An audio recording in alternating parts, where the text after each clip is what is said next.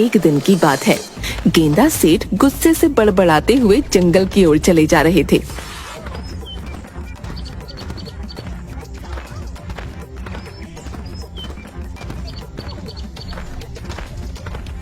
मेरी पत्नी अपने आप को पता नहीं क्या समझती है।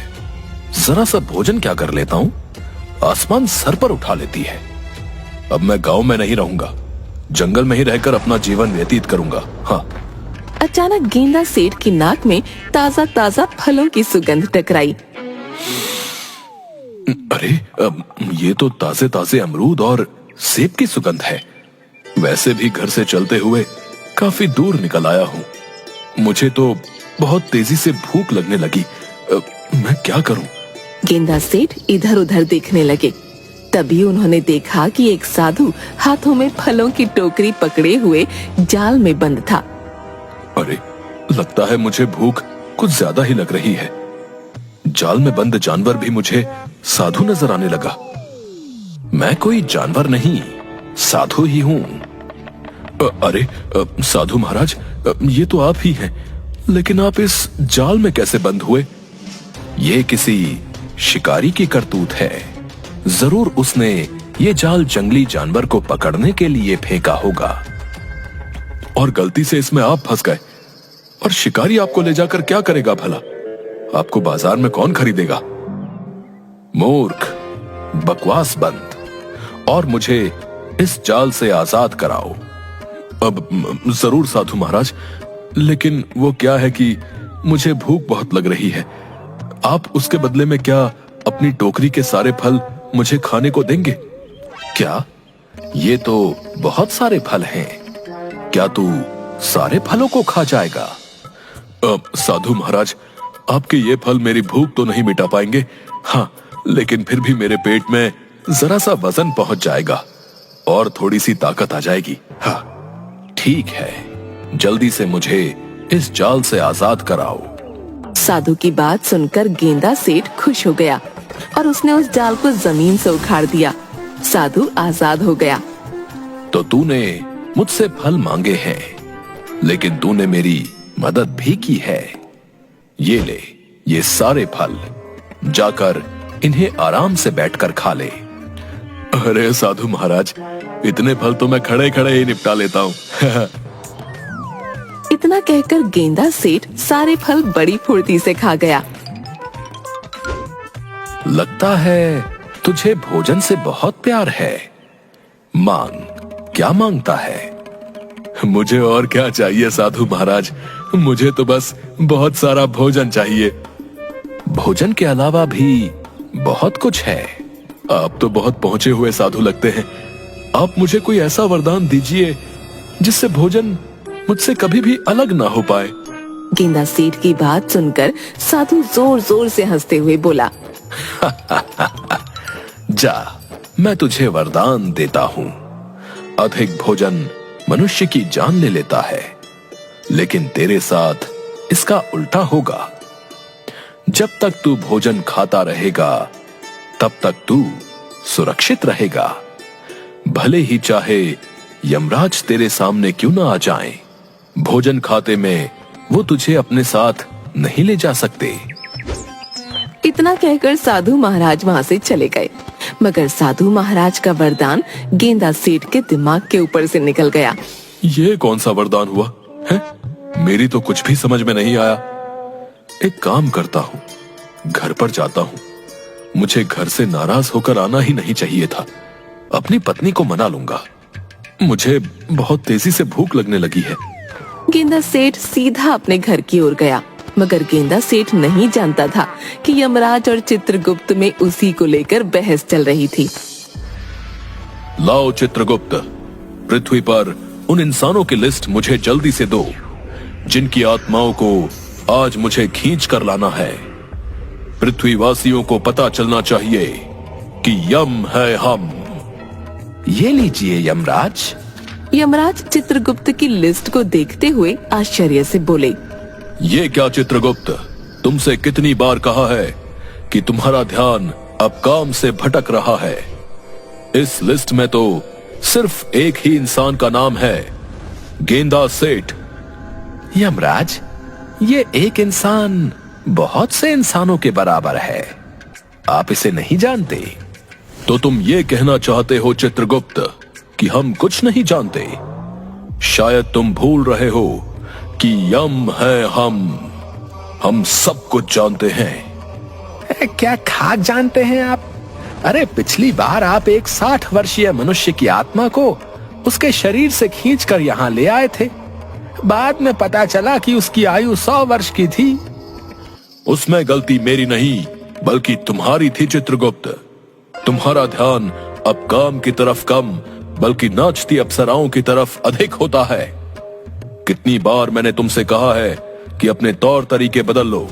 देखो इन इंसानों को, ये अब अपना सारा डेटा टैबलेट और कंप्यूटर में फीड रखते हैं। तुम अभी तक वही कलम और कागज का यूज करते हो। आपको क्या हो गया है यमराज? मत भूलो, ये पृथ्वी लोक नहीं है। पृथ्वीवासियों से कुछ सीखना चाहिए।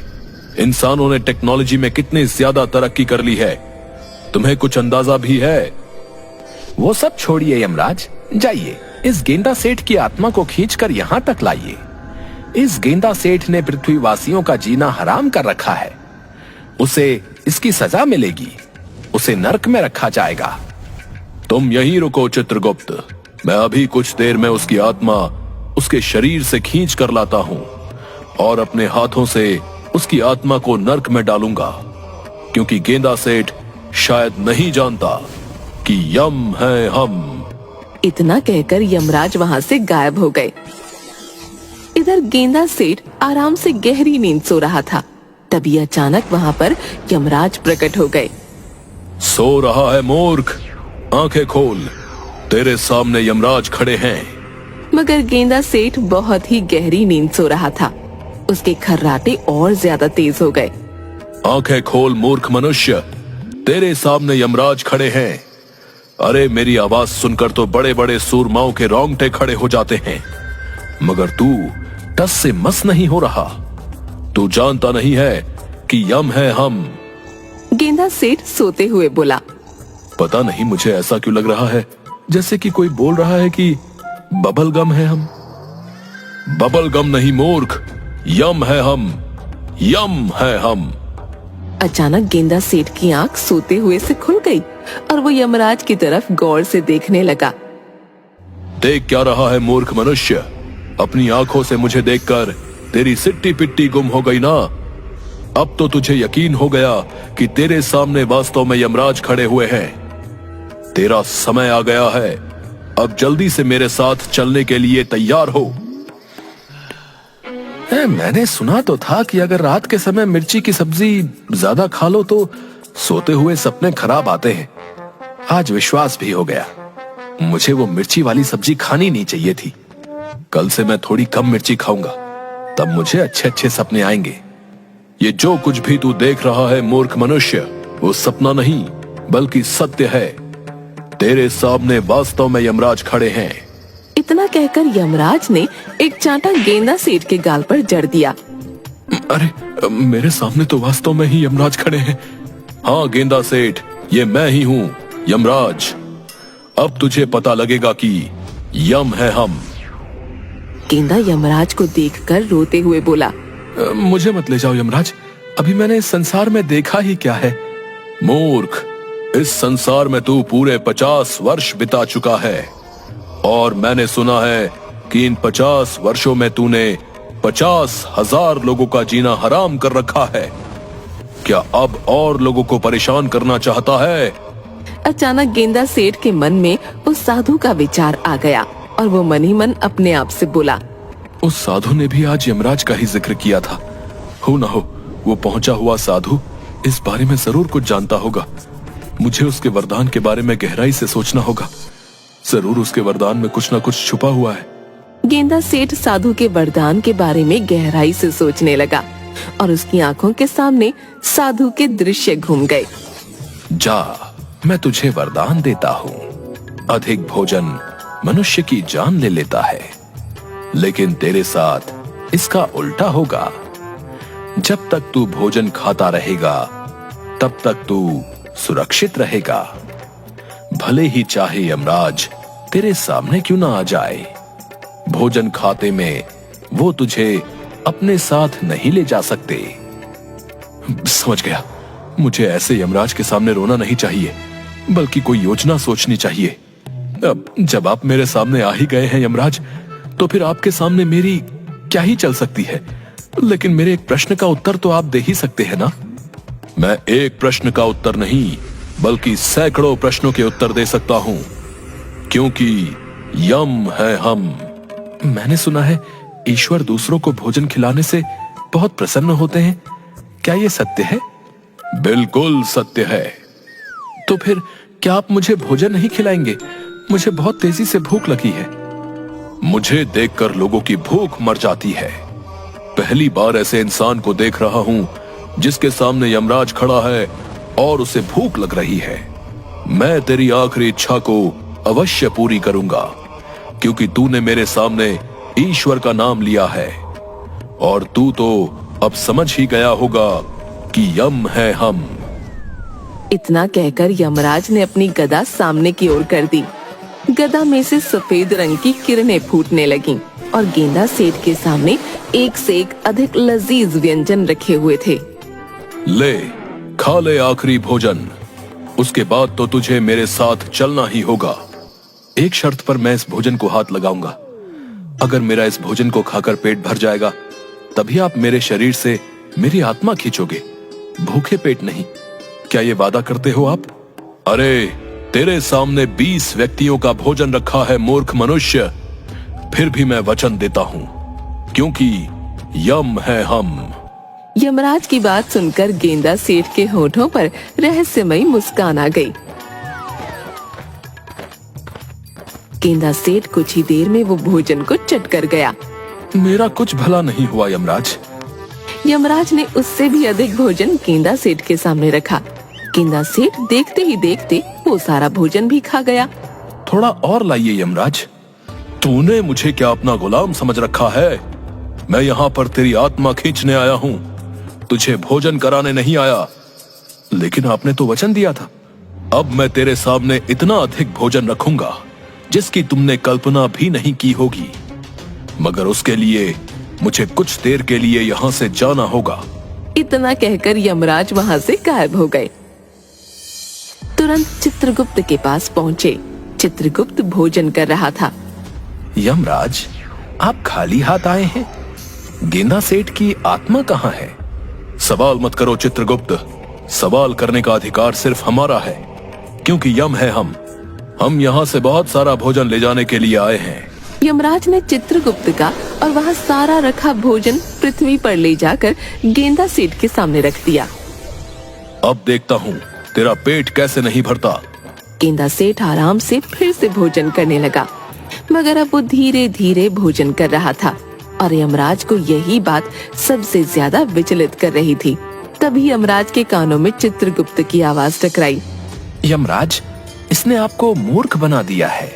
कितनी बार कहा है आपको कि अपने काम पर ज्यादा ध्यान दीजिए, ना कि इस बात पर कि यम है हम।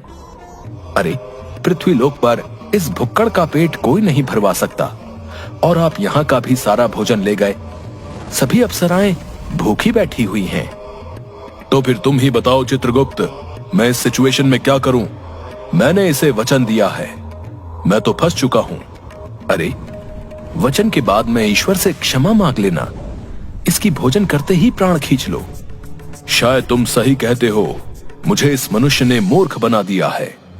इसे इसकी सजा जरूर मिलेगी, क्योंकि शायद ये अभी तक नहीं जानता कि यम है हम। इतना कहकर यमराज ने जैसे ही अपने गदे से गेंदा सेठ के प्राण खींचने की कोशिश की, तभी यमराज का गदा उल्टा ही यमराज के सर पर पड़ गया। ये कैसे संभव हो सकता है? ऐसा पहली बार हुआ है कि मेरा गदा मेरे ही सर पर पड़ गया। यमराज क्रोधित होकर गेंदा सेठ की ओर देखकर बोले, मुझे बता मूर्ख मनुष्य, तेरे प्राण मैं क्यों नहीं खींच पा रहा हूँ? आप मेरे चाहकर भी प्राण नहीं खींच सकते यमराज, क्योंकि मुझे वरदान मिला हुआ है कि भोजन करते हुए अगर मेरे सामने यमराज भी आ जाए, तब भी वो मुझे अपने साथ नहीं ले जा सकते। वरदान, जहां तक मैं जानता हूं, तूने तो सिर्फ लोगों को परेशान किया है। आखिर तुझे वरदान किसने दिया? एक साधु ने मुझे वरदान दिया है। आखिर वो साधु तुझे वरदान देने वाला होता कौन है? वरदान देने से पहले उसे मुझसे पूछ तो लेना चाहिए था। साधु महाराज वरदान देने से पहले आपसे क्यों पूछेंगे? तभी वहाँ पर वही साधु प्रकट हुए और मुस्कुराते हुए यमराज से बोले, क्या हुआ यमराज? आप इतने क्रोधित नजर क्यों आ रहे हैं? यमराज ने क्रोधित होते हुए सारी घटना उस साधु को बता दी। आपको कुछ गलत फहमी हो गई है यमराज। गेंदा सेठ की आयु अभी इस वक्त 50 वर्ष है, जबकि ईश्वर ने इसकी आयु 100 वर्ष लिखी है। ऐसे कैसे संभव हो सकता है? मेरे पास चित्रगुप्त का दिया हुआ लेटर है, ये देखिए। मुझे लगता है कि आप इस लेटर को स्वयं देखिए।